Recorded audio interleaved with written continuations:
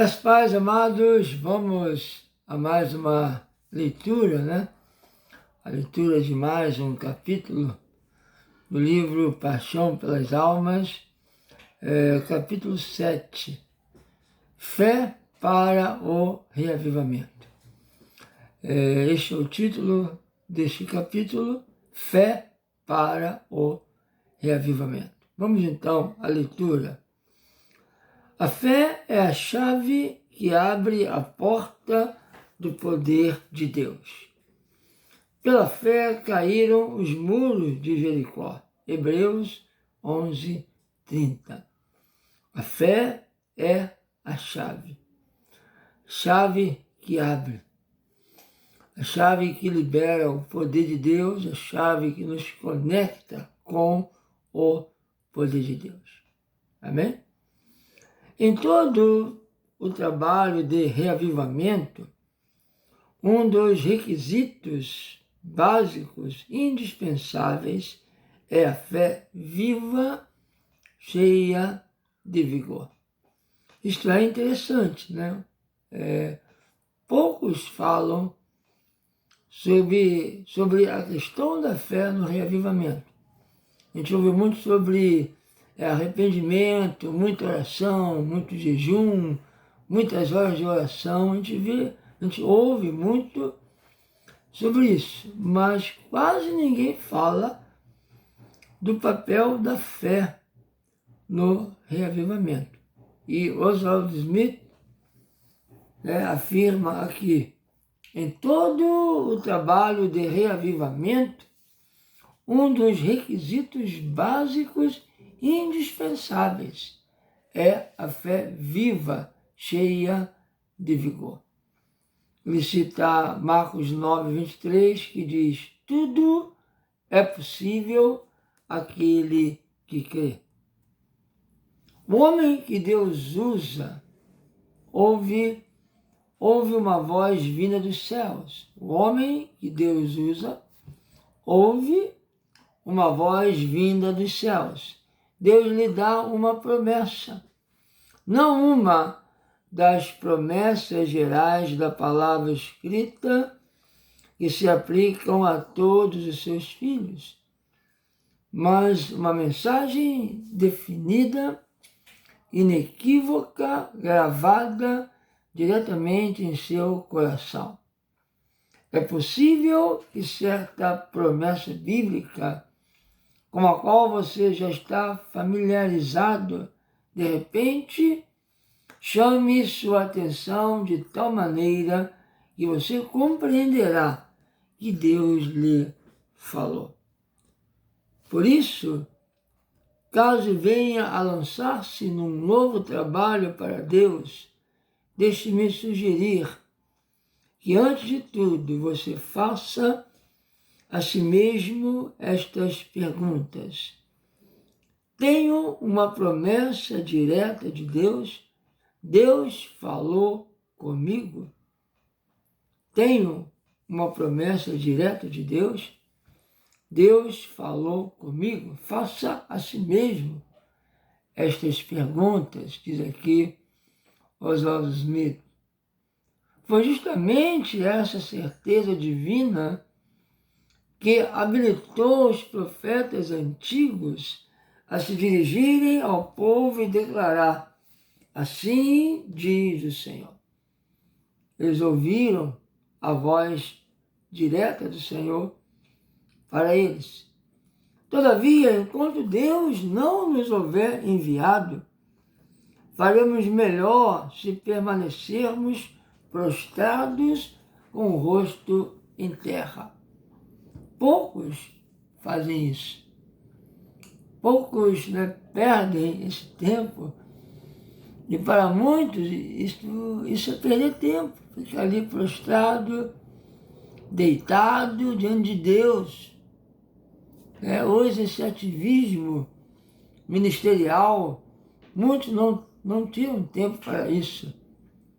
Mas ele diz, se Deus não enviou, se Deus não falou, é melhor não começar nada, mas ficar prostrados com o rosto em terra, dedicados à oração, a fim de que o Senhor não precise dizer: não enviei esses profetas, mas eles foram correndo levar a sua mensagem. Jeremias 23, 21. E lá em Jeremias, através de Jeremias, Deus diz, eles falam coisas da mente deles, imaginação deles. Porque quando nós somos apressados, quando nós estamos debaixo de emoção, de sentimentos e apressados, nós imaginamos coisas. Nós criamos coisas. A nossa mente é muito fértil. E começamos a falar em nome do Senhor. Deus me falou, eu senti e tal, mas Deus não falou nada. Deus não mandou nada. Deus não enviou. Mas a nossa mente é fértil, nossas emoções, nossos sentimentos, nosso desejo de fazer a obra, nosso desejo de salvar pessoas. Sim, temos que ter o desejo, a paixão de fazer a obra, a paixão de salvar, mas não podemos fazer coisas que Deus não nos mandou fazer, não podemos ir sem Deus nos ter enviado. Então é importante esse início de busca, de estar na presença dele. Amém? Continuando aqui a leitura. Por outro lado, quando um homem tiver ouvido a voz de Deus, então, ainda que demore, espere-a, porque ela certamente virá e não se atrasará. Abacuque 2, 3. Ainda que demore, espere-a, porque ela certamente virá e não se atrasará. Deus nunca se atrasa. Se houver busca intensa, busca real, prostração, rendição, Deus virá ao seu tempo. Deus nunca se atrasa. Mesmo que se passem muitos anos, no tempo certo, Deus cumprirá a sua palavra. Que regozijo temos ao ouvir e conhecer a voz do Pai Celeste. Que encorajamento ela nos infunde. Que fé nos proporciona. Como o coração salta dentro de nós. Então não há dúvidas, não há mais adivinhações nem especulações. Durante dias, talvez semanas, o cristão buscou com fervor a vontade de Deus em oração. Então, à base de sua palavra, ou mediante o Espírito Santo, a mensagem foi enviada. E o resultado foi a perfeita paz. Não que a obra já tenha sido feita, ou que a expectativa já se tenha realizado, mas se Deus falou, não resta mais dúvida alguma. Certamente virá. Amém? Se Deus falou, não resta mais dúvida alguma. Certamente virá. Em dias passados, recebi a visão de uma grande obra a ser realizada na cidade de Toronto, no Canadá. Orei a esse respeito a fim de saber a vontade do Senhor sobre a visão. Finalmente, um dia, ele me falou, sim, pela segunda vez, me foi dada a sua palavra de confirmação. Daí por diante, esperei em oração e confiança. Esperei em oração e confiança, sabendo que certamente o Senhor cumpriria a sua promessa. 3 anos se passaram, anos de tremendas provações. Se não estivesse munido de sua promessa, teria desistido. E minhas esperanças ter-se-iam espalhado ao vento. Mas o Senhor havia falado, e eu tinha apenas de orar. Faze conforme disseste, ó Deus. Eu tinha apenas que orar, estando firmado na promessa, na palavra. Finalmente, tendo-se passado 3 anos inteiros, ele estabeleceu a obra de que me havia falado.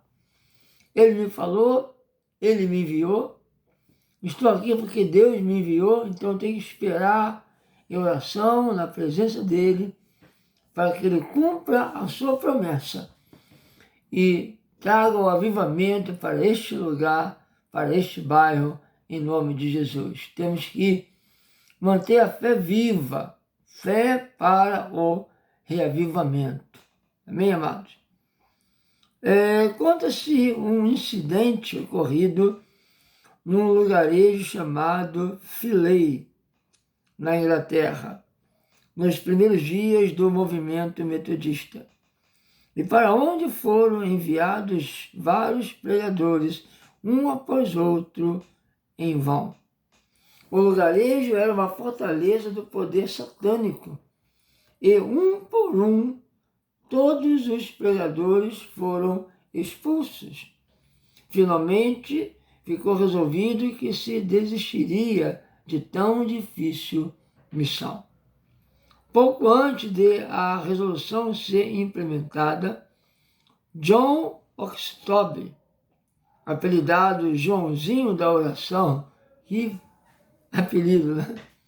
Apelidado Joãozinho da Oração, que viria a tornar-se famoso na história do metodismo inglês, implorou ao concílio metodista que o nomeasse para aquele campo.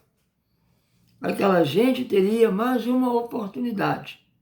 Os homens concordaram e poucos dias mais tarde, John viajou para lá. No caminho, uma pessoa que o conhecia indagou-lhe para onde estava indo. Para Filey, foi a resposta. Ali é que o Senhor haverá de reavivar a sua obra. Para onde está indo Joãozinho da Oração? Para aquela cidade que ninguém quer ir, que ninguém tem resultado nela. Eu estou indo para lá, porque ali é que o Senhor haverá de reavivar a sua obra. Palavra de fé, uma atitude de fé. Ao aproximar-se do lugarejo, quando John descia a colina entre Muston e Filey, subitamente surgiu ante seus olhos o espetáculo da aldeia espalhada lá embaixo. Tão intensos foram os sentidos de John nessa ocasião que ele caiu de joelhos ao lado de uma cerca, onde ficou lutando, chorando e orando em agonia intensa, rogando ao Senhor pleno êxito em sua missão. Um moleiro do outro lado da cerca ouviu sua voz e parou assustado, procurando ouvir melhor. E ouviu Joãozinho da Oração dizer: "Não pode fazer de mim um palhaço. Não pode fazer de mim um palhaço. Eu disse aos cristãos lá em Bridgeton que tu vivificarias a tua obra. E agora é preciso que assim faças. De outro modo, nunca mais terei coragem de mostrar-lhes meu rosto. E então, que dirá o povo sobre a oração e a fé?" Que oração? Que tipo de oração, irmãos? Veja aí o sentimento, né? Veja aí a ousadia, veja aí o envolvimento na fé. Né? Quem ora desse jeito? Só mesmo os grandes intercessores. John Oxtoby continuou nesse tom súplice por mais algumas horas. A luta foi longa e árdua, mas ele não desistiu.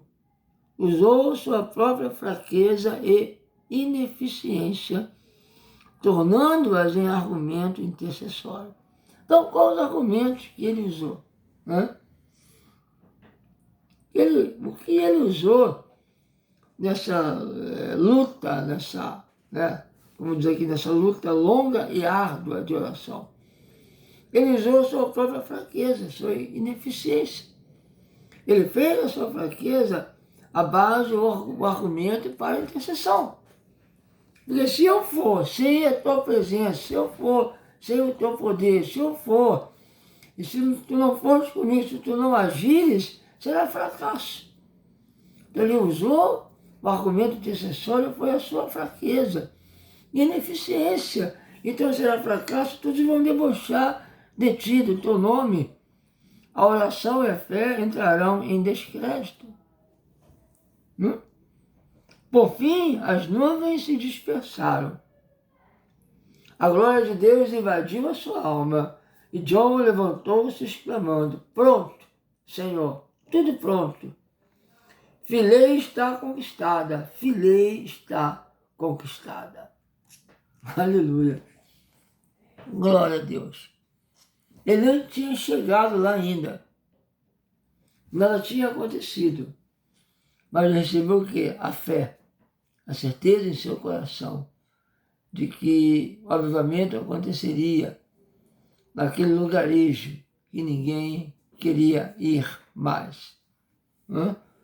E conquistada estava realmente. Inclusive todos os que nela habitavam, sem o menor equívoco, tendo recebido o refrigério da parte de Deus por ter estado diante de seu trono de misericórdia, John entrou na vila e começou a cantar pelas ruas: voltai-vos ao Senhor e buscai a salvação.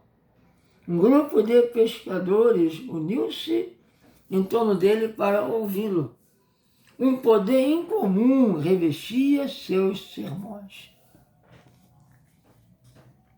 Esta frase chama a atenção. Um poder incomum revestia seus sermões. Um poder incomum. Levando ímpios calejados às lágrimas. Aí grandes pecadores, duros, calejados, ímpios, calejados às lágrimas. Homens fortes tremiam, e quando John se pôs a orar, uma dúzia desses pecadores prostrou-se de joelhos, enquanto ecoavam gritos pedindo misericórdia e rasgavam o ar. Onde estava acontecendo isso? Naquele lugarejo que os pecadores e os pregadores eram expulsos. Naquele lugarejo que não queria saber nada de Deus e nada da palavra de Deus. E que a diretoria do movimento metodista resolveu não enviar ninguém mais para aquele lugar. Até que o Joãozinho da oração pediu para ir. Então, senhores, porventura sabemos nestes dias o que significa oferecer a Deus uma oração de fé? Sabemos o que significa isto? Será que eu sei, que eu tenho descoberto? Será que eu sei o que é oferecer a Deus uma oração de fé?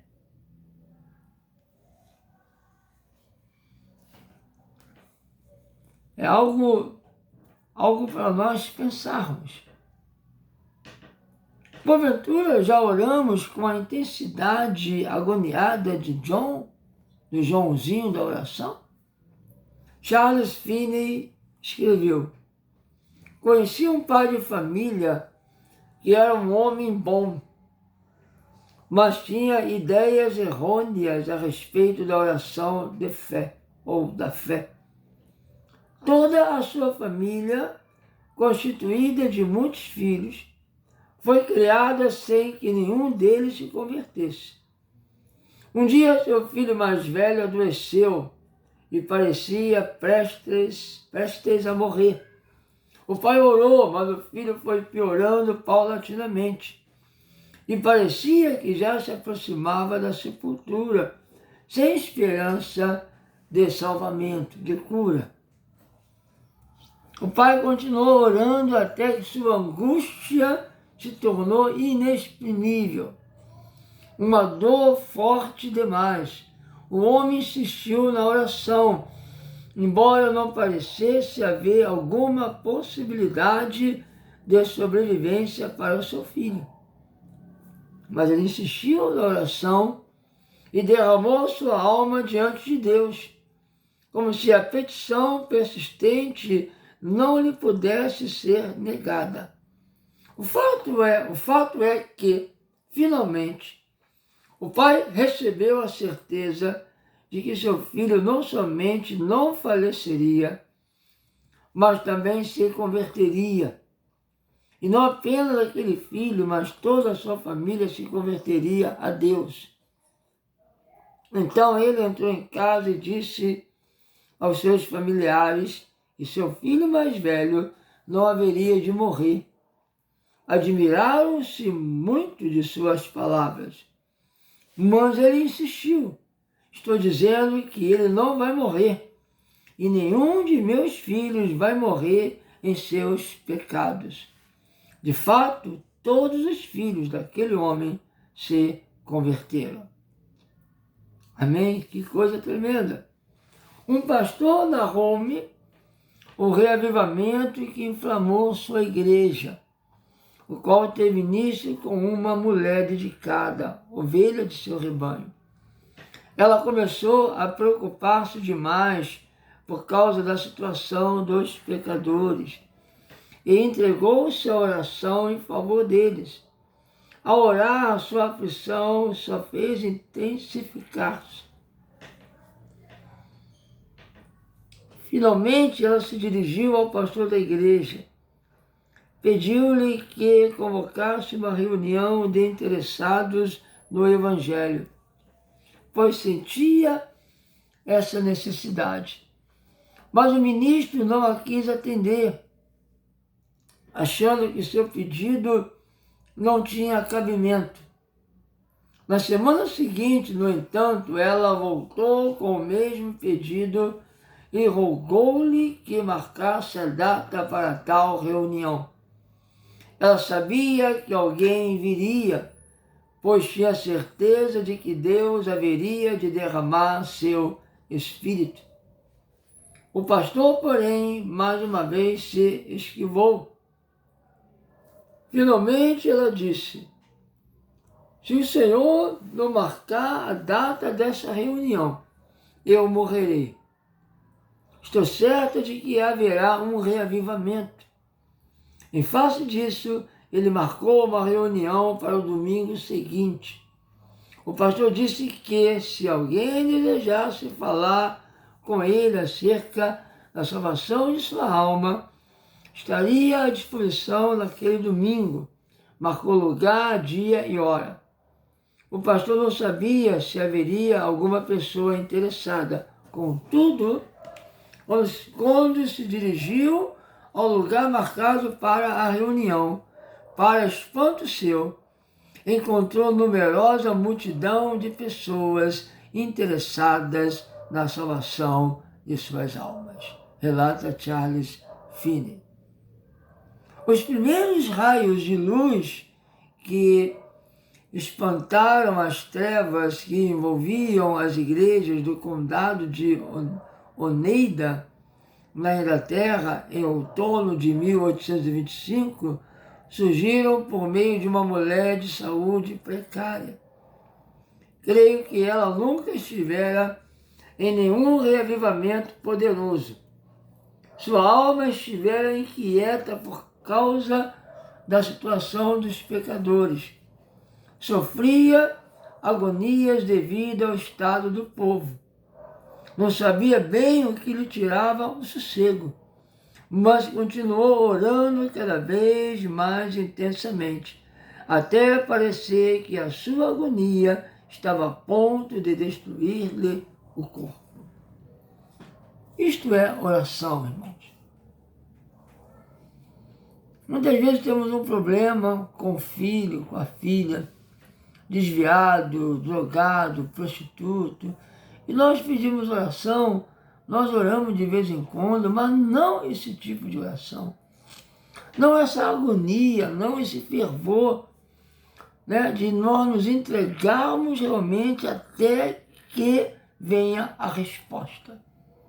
Esse tipo de oração, de entrega, de fé, que move os céus.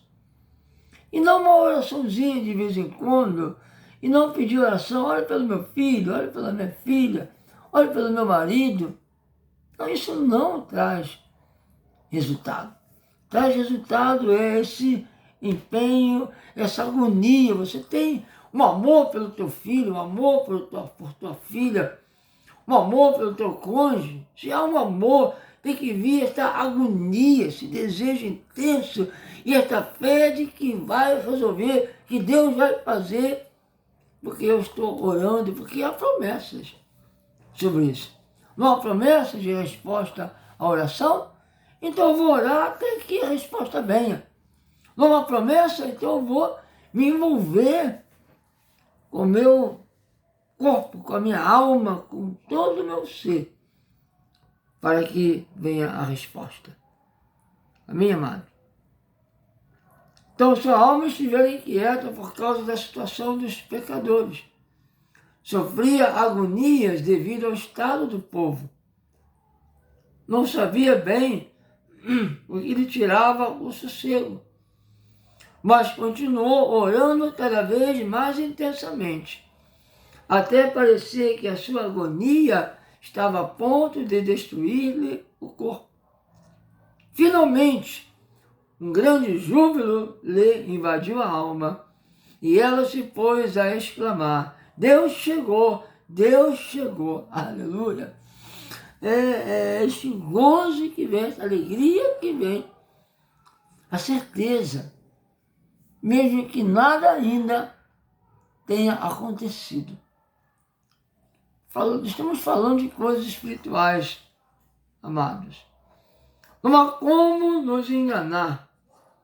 A obra de Deus já teve início e se espalhará por toda a região, dizia ali aquela irmã, né? E verdadeiramente a obra teve início. Toda a sua família se converteu. E a obra de Deus propagou-se por toda aquela parte do país. Continua falando Charles Finney. Esse, portanto, é o segredo. Esse, portanto, é o segredo. Qual? A fé. A fé é o segredo. A fé é aquela fé que nunca desiste. Então vai lutar intensamente. Aquela fé descrita no capítulo 11 de Hebreus, a fé em Deus. A fé em Deus, o dom divino. Fé fundamentada em sua palavra, dada diretamente ao coração de seu servo. Essa fé é capaz de remover montanhas e realizar o impossível. Essa fé que traz o reavivamento e vai remover a montanha. Aleluia! Igreja não mais vazia, igreja não mais fria, igreja quente, avivada, cheia, lotada, multidões. Multiplicação, multidões. Então tem que haver fé, e a fé tem que nos levar a orar, e a oração tem que nos levar a receber esta fé viva. Não se trata da presunção que crê ainda que não haja as evidências do Espírito. Não é fé que nada custa, que se dissipa bem depressa. Fé que vai embora ao passar-se o tempo sem que os milagres esperados se realizem. Então não é essa fé, né, que vai murchando e que vem um desânimo porque o milagre não se realizou. Isso na verdade não é fé. Né? Nós temos fé, estamos na fé, mas ficamos olhando para a circunstância, a coisa não acontece, nós vamos murchando e nos desanimando. Não é fé, não veio a fé do Espírito, não veio a fé viva, né? Nem fé que cessa com a mesma facilidade que começou. Mas está em foco a fé em Deus, nascida na agonia da oração prevalecente e no parto da alma. Esse tipo de fé se eleva acima das tempestades do desânimo e da adversidade. Triunfa sobre o tempo e continua a resplandecer intensamente, enquanto aguarda o cumprimento de seu objetivo. Que o Senhor nos conceda essa fé hoje. Amém? Então veremos avivamento. Que o Senhor nos conceda essa fé hoje. Essa fé vem através da oração, do desejo. Eu desejo ver este milagre. Eu desejo ver o meu filho salvo, meu filho, minha filha libertos. Eu desejo ver o reavivamento. Esse desejo que me leva a orar e agonizar em oração. Então vem a fé, vem a certeza e vem o milagre. A fé poderosa contempla a promessa e olha só para Deus e mais ninguém. Ri-se de todos os impossíveis e clama: já recebi o que pedi. É essa a fé. Então nada aconteceu, mas você já canta a priori, já se alegra. Essa é a fé. Isso ultrapassa a compreensão. Mas meu Senhor é fiel, não hesito, exerço a fé, pois Deus pronunciou sua palavra. Confirma em mim essa fé poderosa, que jamais pede em vão, que não permite que alguém vá embora sem primeiro ser abençoado. Aleluia! Essa é a fé, né? Deus já providenciou sua palavra. Então confirme em mim essa fé poderosa que jamais pede em vão e que não permite que alguém vá embora sem primeiro ser abençoado. Queremos reavivamento? Fé. Fé para o reavivamento. Deus nos enviou, Deus nos mandou, então vamos orar. Vamos permanecer, vamos nos lançar, nos prostrar e orar até que a obra seja feita, porque Ele prometeu e Ele fará. Amém, amados? Fé. Fé para o reavivamento, em nome do Senhor Jesus.